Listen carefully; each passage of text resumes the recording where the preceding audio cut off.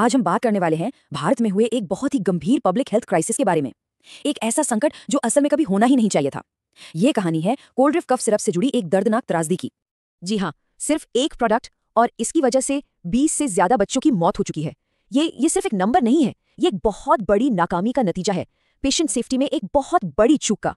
और इस पूरी ट्रेजेडी के सेंटर में है ये product, Coldrif cough syrup. सोचिए, एक दवा जिसका काम था राहत देना, वो हमारे सबसे मासूम बच्चों के लिए एक जानलेवा जहर बन गई। तो चलिए इस त्रासदी की गहराई को समझने की कोशिश करते हैं। देखते हैं कि इस जहरीले सिरप ने मध्य प्रदेश और राजस्थान जैसे राज्यों में आखिर कितनी तबाही मचाई है। तो सवाल उठता है कि ये सिरप बनाया किसने? इसके पीछे है तमिलनाडु की एक कंपनी शेसन फार्मास्यूटिकल्स, जो अब हर तरह की जांच के घेरे में है।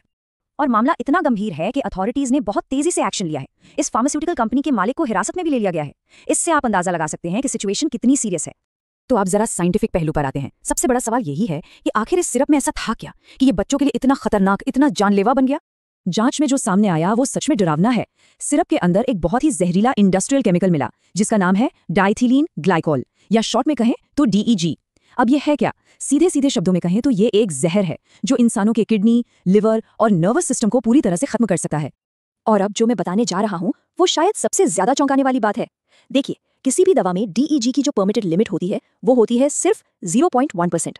लेकिन जब कोल्ड ड्रिफ्ट के सैंपल्स टेस्ट किए गए तो उसमें ये 48% की मात्रा में मिला। 48%!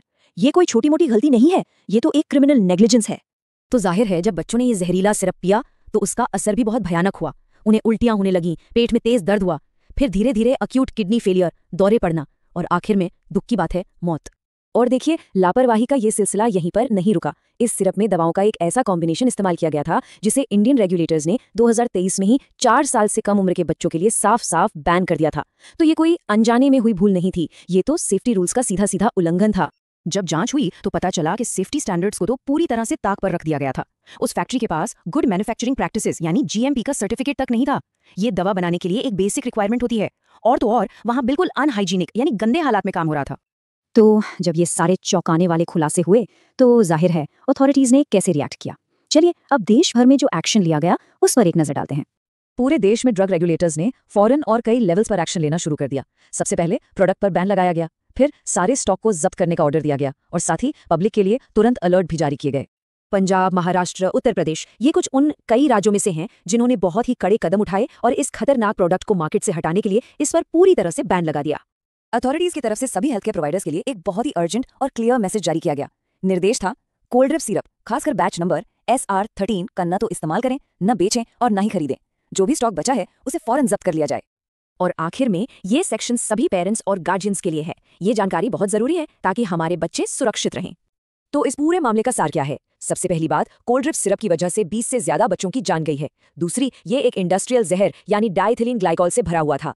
तीसरी बात, इसमें एक ऐसा ड्रग कॉम्बिनेशन था जो छोटे बच्चों के लिए पहले से ही बैन था। और सबसे जरूरी बात, ये प्रोडक्ट अब पूरे देश में बैन है, इसे किसी भी हालत में इस्तेमाल नहीं करना है। ये पूरी घटना हमें एक बहुत ही परेशान करने वाले सवाल के साथ छोड़ जाती है। सवाल ये है कि आखिर भविष्य में ऐसी त्रासदियों को कैसे रोका जा सकता है। हमारे रेगुलेटरी सिस्टम में ऐसे कौन से बदलाव करने जरूरी हैं ताकि जो दवा इलाज के लिए बनी है वो फिर कभी हमारे बच्चों की जान लेने की वजह न बने।